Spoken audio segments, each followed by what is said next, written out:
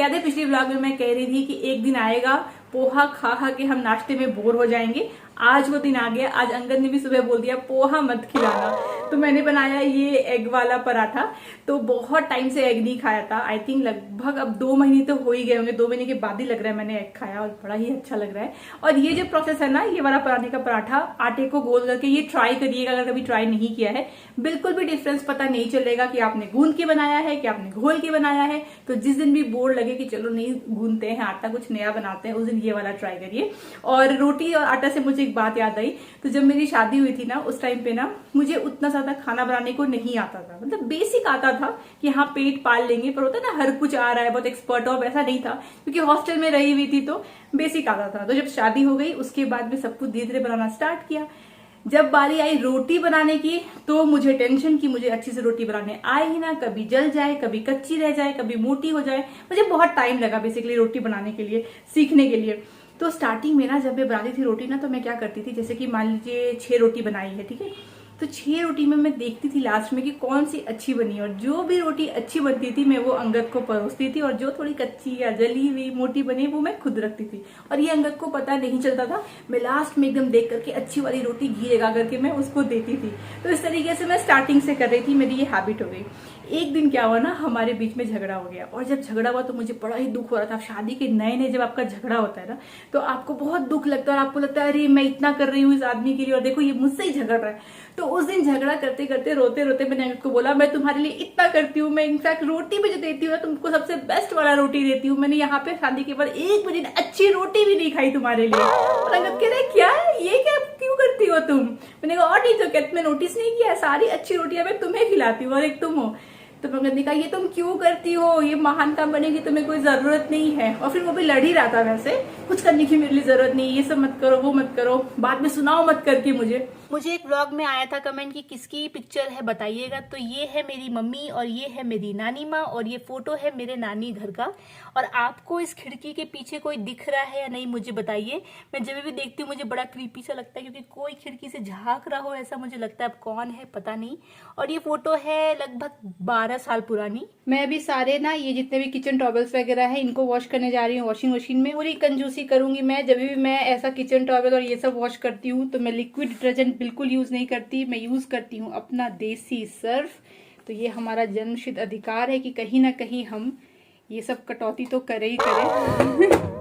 घर का काम तो होता रहेगा, पर बीच में से समय निकाल के जरूरी है कि हम अपनी केयर भी करें। तो अभी समर आ रहे हैं, ऐसे में स्किन की केयर करना बहुत जरूरी है। अगर आप स्किन केयर नहीं करोगे तो समर की सारी डलनेस आपके चेहरे पे दिखने लगेगी। तो सबसे नेचुरल तरीका जो है स्किन केयर करने का, और सबसे इजी है, मैं आपको वो बताने जा रही हूँ। तो मैं आपसे शेयर कर रही हूँ आज वाव स्किन साइंस का ये एलोवेरा जेल। अब एलोवेरा जो है वो कितना अच्छा होता है आपकी स्किन के लिए, आपके बालों के लिए, आपको पता ही होगा। पर आपको वाव स्किन साइंस का एलोवेरा जेल मैं रिकमेंड इसीलिए कर रही हूँ क्योंकि इसमें है 99% प्योर एलोवेरा जेल। जी हाँ, जब भी आप किसी ब्रांड का लेते हो मार्केट से तो आपके मन में ये बात आती है कि ये रियल है भी या नहीं है, पर यहाँ आपको मिल रहा है 99% रियल एलोवेरा। तो आप निश्चिंत होकर इसे अपने चेहरे पे, अपने बालों पे लगा सकते हो। ये मल्टीपर्पज है, बहुत सारे इसके तरीके हैं लगाने के, और बहुत ईजी है, आपको टाइम भी नहीं लगने वाला। और समर में एलोवेरा से अच्छा केयर आप नहीं कर सकते हो अपने खुद के लिए। तो मैं इसे अभी कैसे यूज करने जा रही हूँ मैं आपको बताती हूँ। तो मैं लूंगी यहाँ पे थोड़ा सा एलोवेरा जेल, और साथ में रखूंगी यहाँ पे 1 चम्मच चम्मच शुगर, दोनों को मिक्स करूंगी और मैं अपने फेस पे इसे अप्लाई करूंगी। तो इस तरीके से अपने फेस को एक्सफोलिएट कर सकते हो। जितने भी आपके डर्ट पार्टिकल्स हैं, क्लॉग्ड पोर्स हैं, ऑयलीनेस है, सब कुछ आपकी स्किन से निकल जाएगा। तो नेचुरल वे में आप अपने चेहरे को एक्सफोलिएट कर सकते हो। आपको अलग से कुछ भी खरीदने की जरूरत नहीं है और ये बहुत ही अच्छा काम करता है। आपने पहले सुना ही होगा, आई एम श्योर। तो इस तरीके से नेचुरली यूज करिए इसे। दूसरा तरीका है, इसमें एंटी एजिंग प्रॉपर्टीज भी है। तो अगर आप रात में सोने से पहले अपने फेस पे, गले पे, हाथों पे इसे लगाते हो और सुबह इसे वॉश करते हो तो बहुत ही अच्छा रहेगा। तीसरा तरीका है, एज अ मॉइस्चराइजर भी आप इसे यूज कर सकते हो और ये मैं बहुत यूज करती हूँ। तो कोई भी और मॉइस्चराइजर यूज करने के बदले आप चाहो तो एलोवेरा जेल को अपने फेस पे लगा सकते हो। तो हर फेस वॉश के बाद इसे आप अप्लाई कर लीजिए। इसमें सूदिंग प्रॉपर्टीज है, आपको ठंडा भी लगेगा, समर में काफी अच्छा लगेगा। स्किन टाइटनिंग में भी ये हेल्प करता है और ग्लो तो लाता ही लाता है। चौथा तरीका है, अपने बालों में आप इसे लगा सकते हो। तो रात को सोते वक्त आप इसमें अपने अच्छे से स्कैल्प पे और बालों पे इससे मसाज कर लीजिए और नेक्स्ट डे शैम्पू कर लीजिए। तो आपके बालों के लिए बहुत अच्छा रहेगा। जो इचीनेस होती है, ड्राइनेस होती है, वो चली जाती है आपके बालों से। बाकी वायो स्किन साइंस के प्रोडक्ट जो होते हैं वो नेचुरल इंग्रेडिएंट से बनते हैं। पैराबिन, सिलिकॉन का इस्तेमाल ये लोग नहीं करते हैं। तो आप आंख बंद करके ट्रस्ट कर सकते हैं। तो अगर आपको ये प्रोडक्ट लेना हो, जो मैं आपको हाईली रिकमेंड कर रही हूँ, तो लिंक दिया है डिस्क्रिप्शन बॉक्स में, वहां से आप खुद के लिए परचेस कर सकते हैं। तो जरूर ट्राई करिए एंड बी वाओ नेचुरली।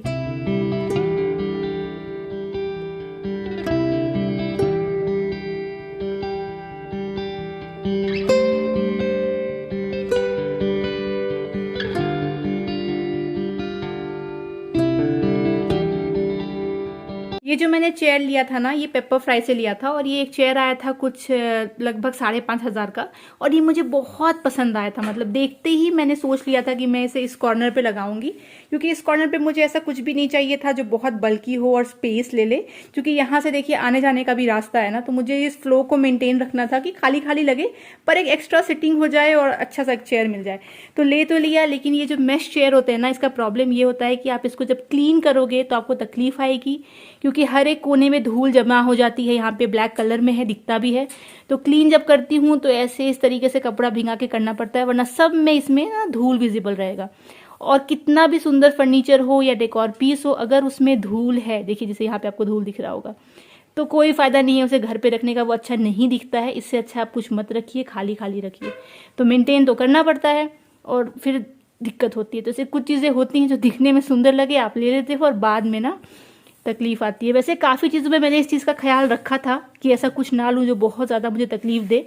ये एक चीज़ तो चलिए मुझे आइडिया था कि इसे पोंछने में टाइम लगेगा, पर कोई नहीं, ये घर के अंदर है, उतना भी धूल नहीं आना है। पर कुछ कुछ चीज़ें होती है, जैसे बहुत लोग पार्टीशन करवा लेते हैं घर का, और पार्टीशन में ऐसा CNC कट करवा लेते हैं। पार्टीशन बोले तो ये जैसे मैंने करवाया है ना, तो बहुत लोग इसमें CNC करवा लेते हैं और फिर ग्लास सैंडविच नहीं करवाते हैं दोनों साइड में। उस केस में क्या होता है, CNC में बहुत धूल आ जाते हैं और उस धूल को क्लीन करने में फिर आपको दिक्कत आती है। तो अगर CNC का भी आप करवा रहे हो किसी भी पार्टीशन में या पूजा मंदिर में, तो मेक श्योर करिए कि उसको ना ग्लास के बीच में सैंडविच करवा लीजिए, ताकि वहां पे धूल ना आए। अब जैसे ये वाला देख रहे हो आप टेबल लैंप, इसमें भी आप देख रहे हो ना छेद छेद सा है, पर कहीं पे आपको धूल नहीं दिखेगा, क्योंकि मैं इसे मेक श्योर करती हूँ हर दूसरे दिन पे ना एक बार वाइप कर दूं। पर अगर इसे हम महीने में सिर्फ एक बार करें, नेग्लेक्ट कर दे, तो क्या होगा, सब में मकड़ी के जाले लग जाएंगे, धूल आ जाएगा, फिर क्लीन करने में दिक्कत होगी। तो इसलिए मैं इसे रोज एक बार ना इस तरीके से कपड़ा चला ही देती हूँ। इसीलिए जब भी आप कोई भी डिजाइन फिक्स करते हो, मान लीजिए आपके डिजाइनर ने आपको 3D वर्जन बना के दिया, तो एक बार ही सोच लीजिए कि कितना प्रैक्टिकल है डिजाइन, मतलब कैसे आप इसको मेंटेन करने वाले हो। क्या बहुत सारे CNC है और ग्लास नहीं है, तो मैं CNC के एक एक कोने को कैसे साफ करूंगी, धूल उसमें जमा होता जाएगा। बहुत लोग सीलिंग में जो करवाते हैं फॉल सीलिंग, तो उसमें बहुत सारे स्ट्रक्चर्स करवा लेते हैं। किचन में भी जाकर के बहुत लोग कोव लाइटिंग करवा लेते हैं। किचन में सबसे ज्यादा ऑयल जमा होता है, मकड़ी के जाले लगते हैं, और जहां भी आप कोव करवाओगे वहां पे क्लीन करना बहुत डिफिकल्ट होता है, तेल की परत में धूल जम जाता है। मतलब ये सब सोचना बहुत जरूरी है। हर एक डिजाइन को मैं लोगों को रिकमेंड करती हूँ कि 3 पर्सपेक्टिव से सोचना बहुत जरूरी है। ये मैं फॉलो करती हूँ। पहला सबसे इंपॉर्टेंट होता है यूजेबिलिटी, कि कुछ भी आप बनवा रहे हो उसका यूज कितना आने वाला है, उसको आप यूज कैसे करोगे। ऐसा नहीं होना चाहिए कोई भी एक पीस बस ऐसे ही पड़ा हुआ यूज नहीं आ रहा। तो पहला यूजेबिलिटी है। दूसरा, वो दिखने में अच्छा लगना चाहिए, तो एस्थेटिक्स भी आपको ध्यान रखना है। तो जो भी चीजें यूजेबिलिटी में अच्छी है, जरूरी नहीं है कि कि वो दिखने में खराब लगे। उन दोनों को कंबाइन करना ही एक अच्छे डिजाइनर का काम होता है, तो वो दोनों होनी चाहिए। और तीसरा आ जाता है यही मेंटेनेंस, कि जब बन जाए उसके बाद आप उसे लॉन्ग रन में मेंटेन कैसे करेंगे। तो ये आपको दिख रहे हैं पानी के धब्बे, 2 से 3 दिन भी अगर आप साफ ना करो ना अपना मिरर वगैरह, तो यहाँ पे ऐसे धब्बे जम जाते हैं, क्योंकि यहाँ पे फेस वॉश होता है, हैंड वॉश होता है, और ये पूरे छींटे पड़ते हैं। तो इसी को अगर इग्नोर कर दिया जाए ना, तो ये मिरर पे परमानेंट चिपक जाते हैं। एक 5 मिनट्स के बाद करने से ना इजिली हो जाता है। ये जो धब्बे देख रहे हो आप, ये कॉलिन से नहीं जाते हैं। इसके लिए मैं क्या यूज करती हूँ मैं बताती हूँ। मैं यूज करती हूँ ये टैप एंड शावर क्लीनर, मैं लिंक दे दूंगी इसका, पहले भी वैसे दिया है। तो इसको क्या करने का ना, इस तरीके से थोड़ी देर के लिए आपको स्प्रे करके छोड़ देना है, लाइक 15 मिनट के लिए छोड़ दीजिए, और फिर उसके बाद वाइप करिएगा, तो बिल्कुल भी पानी के स्टेन नहीं रहेंगे। और जो वॉश बेसिन है, इसको क्लीन करने के लिए आप एक टूथपेस्ट का यूज कर सकते हैं, उससे बहुत अच्छे से क्लीन हो जाता है। पर अगर इस तरीके के धब्बे वगैरह पड़ गए हो ना, तो मैं यूज करती हूँ ये है सेरा क्लीन। इससे आप टाइल्स भी क्लीन कर सकते हो और कोई भी सिरामिक क्लीन कर सकते हो, लाइक कमोड वगैरह भी। तो इसको भी थोड़ी देर के लिए स्प्रे करके छोड़ देंगे। तो आज इस वाले वॉशरूम का मेरा थोड़ा सा ये डीप क्लीन का मुहूर्त है। इससे पहले मैं शावर लेने जाऊँ ना, मैं इस वॉशरूम को पूरा क्लीन करके जाऊंगी।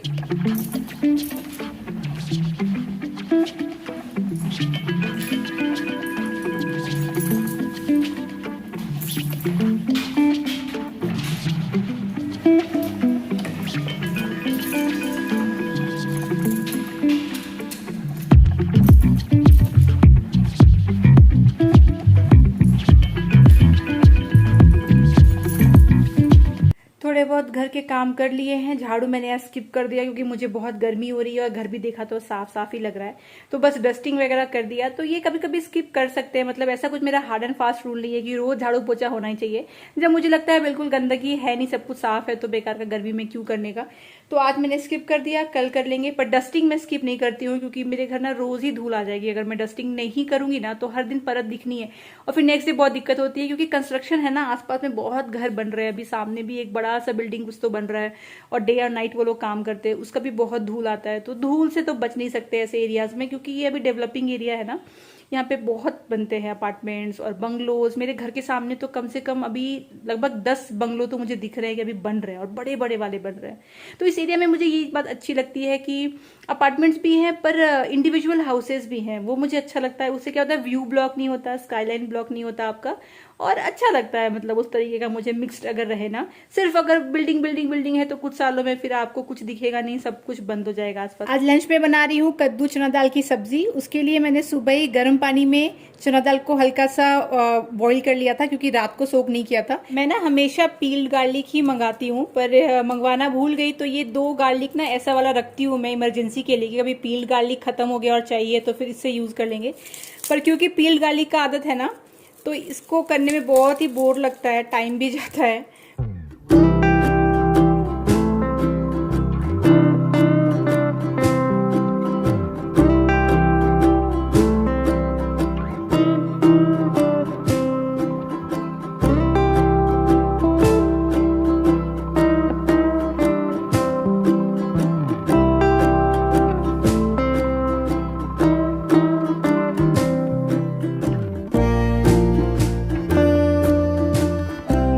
सब्जी में ना सबसे अच्छा टेस्ट आता है इलायची का, तो इसमें 2 इलायची तो डालना ही डालना चाहिए, और थोड़ा सा ना शुगर भी डाला जाता है इसमें, उससे भी टेस्ट अच्छा आता है। तो मैं डालूंगी इसमें इलायची और 1 लौंग। वैसे तो जितना डालिए इसमें खड़े मसाले ना, उतना अच्छा टेस्ट आता है, पर मैं उतना गरम भी नहीं खाना चाहती हूँ। ऑलरेडी इसमें अदरक लहसुन डाला है, बहुत दिनों के बाद अदरक लहसुन डाल के खाना बना रही हूँ। पर हाँ, इलायची से तो उसका फ्लेवर बहुत ही अच्छा आएगा। और मैं ना छिलके के साथ ही डाल देती हूँ, कोई दिक्कत नहीं होती।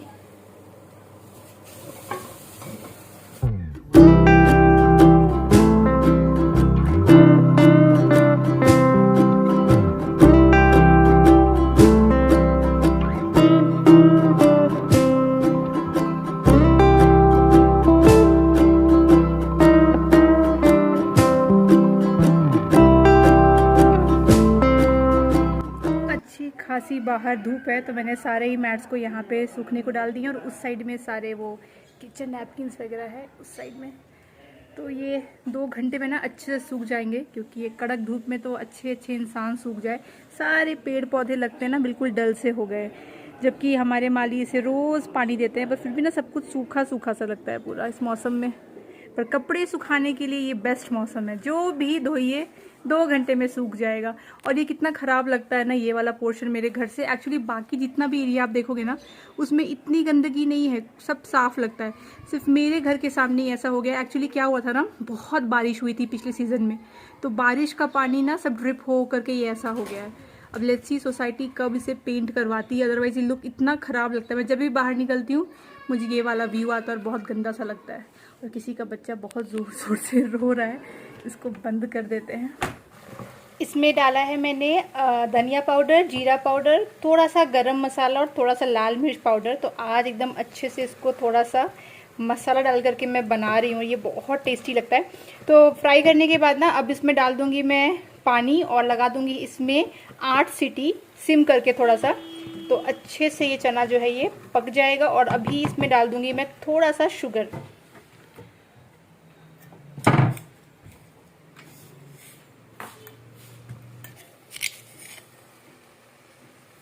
ये जो कंटेनर है ना फेमोरा का, ये बहुत अच्छा है। अगर आप कुछ भी ढूंढ रहे हो ना एयर टाइट, तो फेमोरा ब्रांड एक बार चेक कर लीजिएगा। तो ये जो है ना स्टेनलेस स्टील का, इसमें जो आप दाग देख रहे हो ये ऐसे दाग है, ऐसा जंग वंग नहीं लगा है कुछ भी, ये अच्छा खासा है। नीचे भी रबर का ग्रिप दिया हुआ है, तो मूव भी नहीं करता, स्क्रैच भी नहीं आता। तो फेमोरा का ऐसे बहुत सारे आते हैं, साइज भी अलग अलग मिल जाएगा आपको। मैं इसका लिंक आपको दे दूंगी डिस्क्रिप्शन बॉक्स में।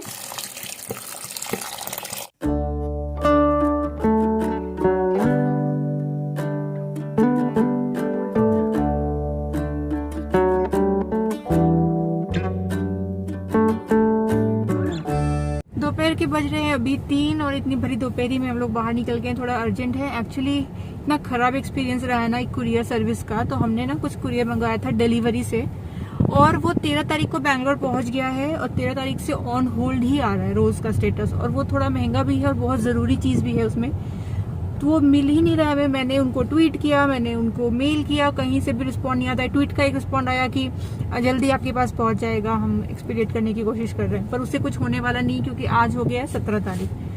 तो फिर मैंने बहुत सारे ना ट्वीट पढ़े, उसमें मैंने बहुत लोगों का देखा कि 2-2 महीने से भी अटक जाता है कुरियर और फिर मिसप्लेस हो जाता है। तो फिर मैंने बोला कि इतना रिस्क लेने से फिर ठीक नहीं है, इससे जाकर हम खुद ही देखते हैं वेयर हाउस में जहाँ फंसा पड़ा है, क्या पता वहाँ से हमें मिल जाए। पर जिस वेयर हाउस में फंसा पड़ा है ना, वो हमारे घर से भी बहुत ज़्यादा दूर है, लगभग 30 किलोमीटर से भी ज़्यादा दूर है। और वहाँ पे इट सीम्स कि शायद अलाउ भी ना करे कलेक्ट करने का, क्योंकि वो नॉर्मल नहीं है, बहुत बड़ा वेयर हाउस है। पर अभी क्या करेंगे, रिस्क तो लेना पड़ेगा, जाकर देखना पड़ेगा। अगर नहीं गए तो फिर अटका पड़ा रह जाएगा। तो उससे अच्छा है कि एक बार जाते हैं और जाकर के देख करके आते हैं।